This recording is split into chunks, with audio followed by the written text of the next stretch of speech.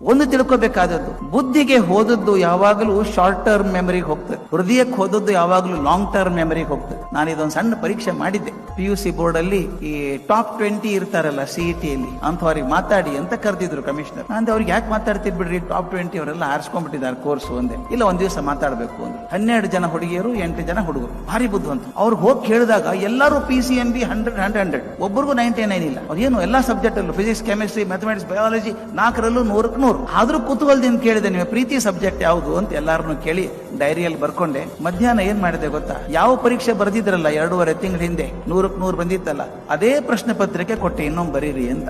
ನಿಮ್ಗೆ ಆಶ್ಚರ್ಯ ಆಗತ್ತೆ, ಯಾರಿಗೂ 55 ಮೇಲೆ ಬರ್ಲಿಲ್ಲ. ನಾನ್ ಕೇಳಿದೆ, ಅಲ್ರೋ 100ಕ್ಕೆ 100 ಬಂದಿತ್ತಲ್ಲೋ 2 ತಿಂಗಳಿಂದ, ಏನಾಯ್ತು 100ಕ್ಕೆ 100 ಬಂದಿತ್ತಲ್ಲ ಅಂದೆ. ಅಯ್ಯೋ 2 ತಿಂಗಳಾಯ್ತಲ್ಲ ಸರ್, ಮರ್ತೋಯ್ತು ಅಂದ್ರು. ನಾನ್ ಕೇಳಿದೆ, ಯಾವ್ದಾರ ಸಿನಿಮಾ ನೋಡಿದ್ರ ಅಂತ.